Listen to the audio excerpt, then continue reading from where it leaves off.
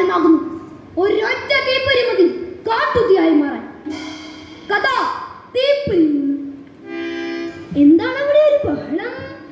ഭയപ്പെടേണ്ട, അത് ലഹളയൊന്നുമല്ല, പതിവ് സംസാരം മാത്രം. സ്ഥലം പപ്പപ്പിള്ളയുടെ ചായക്കട. പ്രാതിരിന് ആ നാട്ടുകാർ ഒത്തുകൂടുന്നത് അവിടെയാണ്. പത്രത്തിലെ വാർത്തകൾ പൊടിപ്പും തൊങ്ങലും വെച്ച് തട്ടിവിടുകയാണ് അവിടെ. ലോക വാർത്തകൾ, കൊച്ചു രാഷ്ട്രീയം, പിന്നെ എരിവും പുളിയുമുള്ള കുറച്ച് പരിപോഷണം. നാണു, നാരായണൻ, കൊച്ചു മുഹമ്മദ്, യൗസേപ്പ്, അങ്ങനെ സ്ഥിരം പറ്റുകാർ കുറേ പേരുണ്ട്. കാരണം വിശേഷ വിഭവങ്ങൾ കിട്ടണമെങ്കിൽ പപ്പുപിള്ള തന്നെ ശരണം. പപ്പുപിള്ള നടത്തണ ചായ കടയിൽ കയറിയാല്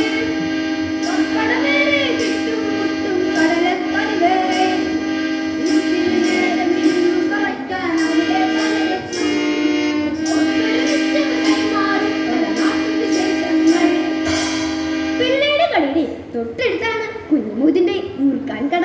അവിടെ ബീഡി തെറുപ്പുകാരനാണ് അദ്രുമാൻ. പിള്ളയും കുഞ്ഞുമൂതിനും ഒറ്റ ചെങ്ങാതിമാരാണ്. കുഞ്ഞുമൂതിന് ചായ കുടിക്കണമെന്ന് തോന്നിയാൽ കൈ ഇങ്ങനെ പിള്ളയുടെ കടയിലേക്ക് നീട്ടും.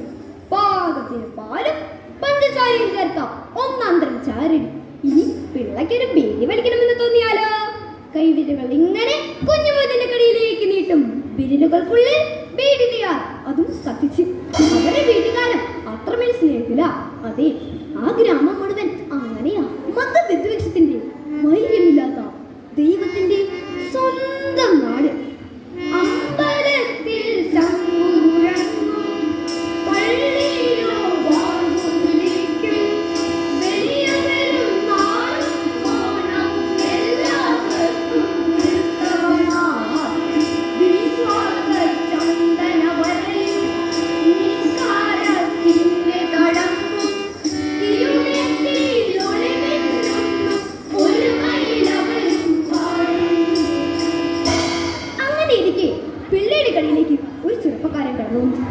മുടിയും ഗാർഡനിലേക്ക് വളർത്തിയ ഒരു ഹിപ്പി വേഷക്കാരൻ. അയാളുടെ കയ്യിൽ ഒരു നോട്ടീസ് ഉണ്ടായിരുന്നു. അയാൾ നോട്ടീസ് ഉറക്കെ വായിച്ചു. മല്ലയുദ്ധ പോരാട്ടം വരുന്ന ഞായറാഴ്ച മയ്യനാട് ഹനുമാൻ വിലാസം സ്റ്റേഡിയത്തിൽ. മല്ലയുദ്ധം എന്ന് കേട്ടപ്പോൾ സ്വതവേ ഗുസ്തിക്കമ്പക്കാരായ പിള്ളയ്ക്ക് മാത്രമേനും ആവേശമായി.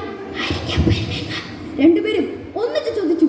അഖില കേരള ഗാഥ എന്ന അപരനാമത്തിൽ അറിയപ്പെടുന്ന മേക്കാട്ടു നാണപ്പിള്ള ഫൈനൽ. മേക്കാട് എന്ന് കേട്ടപ്പോൾ പപ്പുപിള്ള 5-6 ചാട്ടം.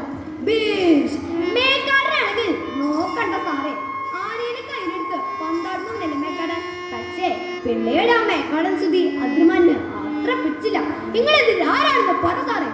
പഞ്ചാബ് പഞ്ചനൻ മല്ലൻ മുഹമ്മദ് ഹുസൈൻ.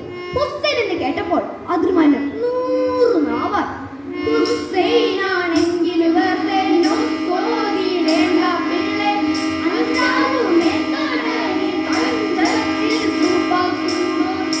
പിന്നെ ബ്രഹ്മ വിചാരിച്ചാൽ തൊടാൻ പറ്റും മേക്കാടിനെ. പിന്നെ ഞങ്ങളുടെ ഹുസൈന്, ആ ബ്രഹ്മാവിനെ സാധിക്കാത്തത് ചിലപ്പോൾ ഞങ്ങൾ ഹുസൈനെ സാധിക്കും. കുഞ്ഞുമൂതിന് ഇടപെട്ടു. പിള്ളക്ക് കാര്യം ബ്രഹ്മാവിനെ പറഞ്ഞാലല്ലോ. അതിൻ്റെ ഇടയിലാണ് അദ്രുമാന്റെ വക നാരൻ പണി. അല്ല കൊച്ചിക്ക, ഈ ഗാമ എന്നത് ഇസ്ലാം അല്ലോ. ഇസ്ലാമിന്റെ പേരിങ്ങനെ കാപ്പറിനിടുക. അതിപ്പോ മനുഷ്യന്റെ പേര് മൃഗത്തിനിടുന്നല്ലോ. കേട്ടതും പിള്ള പ്രതികരിച്ചു. അയാൾ കുഞ്ഞുമൂതിന് നേരെ കുതിച്ചു. കുഞ്ഞുമൂതൻ മുമ്പോട്ടൊരാളും പിള്ളയെടുക്കാനെടുത്തു ഒരടി. അതോ പിള്ളയുടെ കൈ ദോഷിച്ചിട്ടകടൊക്കെ മേലോട്ടു. അതുകൊണ്ട് പതിച്ചത് കുഞ്ഞുമൂത്തിന്റെ ശിരസിൽ. ശിരസ് പിളർന്ന അല്ലാ. പെട്ടെന്ന് അയാൾ കാടിഞ്ഞു. കണ്ടു നിന്നിരുന്ന അദ്രുമാന് നിയന്ത്രണം വിട്ടു. കയ്യിലുണ്ടായിരുന്ന ബീഡിയെ വിട്ടുന്ന കത്രിക കൊണ്ട് അയാൾ പിള്ളയുടെ വയറ്റിൽ ആണി കുത്തി.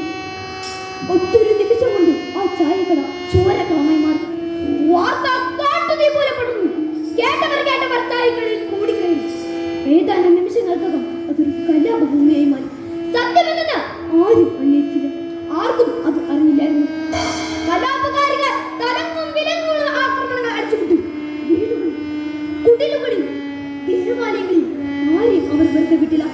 ആത്മമിത്രങ്ങൾ ശത്രുക്കളായി നിന്ന് കൊല്ലുന്നു, കൊല്ലപ്പെടുന്നു. എന്നും അട്ടഹാസങ്ങൾ, പോർവിളികൾ, തീനരോധനങ്ങൾ, മനഃപ്പിച്ചാചുകൾ മാരക നൃത്തം ചെയ്യുന്ന ആ ദയനീയമായ കാഴ്ച താങ്ങാനാവാതെ അതിൽ ഇരുൾ കൊണ്ട് മറിച്ചു. രാത്രി പുലരുമ്പോഴേക്കും ആ ഗ്രാമം ചുടലക്കളമായി മാറി. കുട്ടിലുകൾ ചാരക്കൂനകളായി താണ്ഡവമാടി. അളവിട്ടുഗ്രപടങ്ങൾ വിടർത്തിയ മതനാഗങ്ങൾ വിഷം ചീറ്റി. മരണം മത്തു പിടിച്ചു നടന്ന മനുഷ്യൻ മണ്ണിൽ മതം പൊത്തി. മനുഷ്യൻ മണ്ണിൽ മതം പൊത്തി.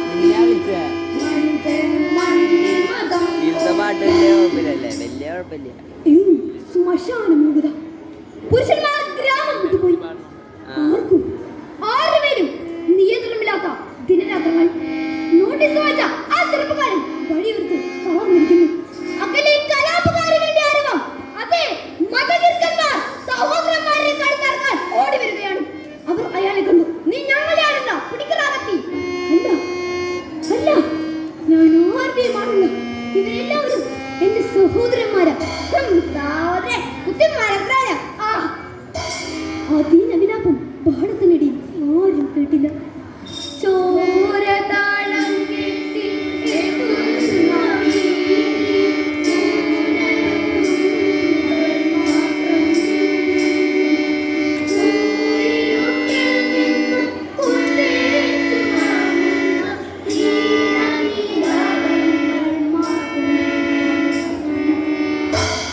ദിവസങ്ങൾ കടന്നുപോയി. പിശാചുകൾ മാർഗനിർത്തം ചെയ്ത റോഡിലൂടെ മനുഷ്യർ നിങ്ങളുടെ ഈ പാട്ടിൽ ഗ്രാമം പഴയ അവസ്ഥയിലേക്ക് വന്നു. നിങ്ങളുടെ കൂടെ പാട്ടിനുണ്ടോ? റോഡിലൂടെ നടന്നു വരുന്നു. കത്തിക്കരിഞ്ഞ കടിയുടെ മുമ്പിൽ അയാൾ ആ കണ്ണുകൾ നിറഞ്ഞൊഴുകി. ഈ സമയം ഓലയും മുളകുമായി ഗോപാലൻ, അതെ പപ്പുപള്ളിയുടെ അനുജൻ അവിടെ എത്തി. എന്തിനാ മമ്മതി നീ കരയും? ഇത് കണ്ട എങ്ങനെയാണ് കരയാണ്ടിരിക്കുക? എന്റെ ഉമ്മയ്ക്കും അനുജന്മാർക്കും ഞാൻ മാത്രമേ ഉള്ളൂ. അവരെ എങ്ങനെയാണ് ഞാൻ പോറ്റുക? സങ്കടപ്പെടില്ല. എന്റെ ചേട്ടനും നിന്റെ ഉപ്പയും ഒരമ്മ പെറ്റ മക്കളെ പോലെ കഴിഞ്ഞവരാ. ആരാണ്ടോ എങ്ങാണ്ടോ കുസ്തിപ്പിടിച്ചത്. അവർ തമ്മിൽ വഴക്കിട്ടു, തമ്മിൽ തെളിമിച്ചു. കിറുക്കനുടെ കിറുക്ക്. ആ കിറുക്ക് ഈ നാട് മുഴുവൻ വ്യാപിക്കുകയും ചെയ്തു. നഷ്ടമാർക്ക് നമുക്ക് തന്നെ. പോയവര് പോയി, നമുക്ക് തിരിക്കണം. നമുക്ക് ഇവിടെ തന്നെ ഒരു കടം കെട്ടിപ്പോക്കണം. എന്തിനാടാ നമുക്ക് രണ്ട് കട? നമുക്ക് ഒരൊറ്റ കട മതി, ഒറ്റ കട.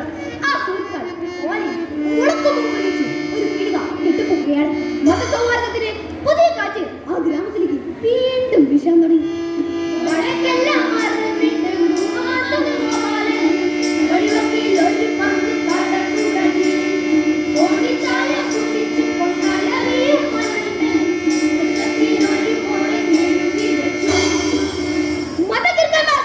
ഇവിടെ പ്രവേശനമില്ല. മനുഷ്യർക്ക് സ്വാഗതം. അവർ ഉറപ്പിച്ചു പറഞ്ഞു, മതകീർത്തന്മാരെ ഹൃദയത്തിൽ പ്രവേശിപ്പിക്കാത്തവരെ ലോകത്ത് നമുക്ക് ജീവിക്കണം. പ്രിയപ്പെട്ടവരെ, മതമേതായാലും മനുഷ്യൻ നന്നായി മതി എന്ന ഗുരുവചനം സ്മരിച്ചുകൊണ്ട് നിർത്തട്ടെ. നന്ദി, നമസ്കാരം.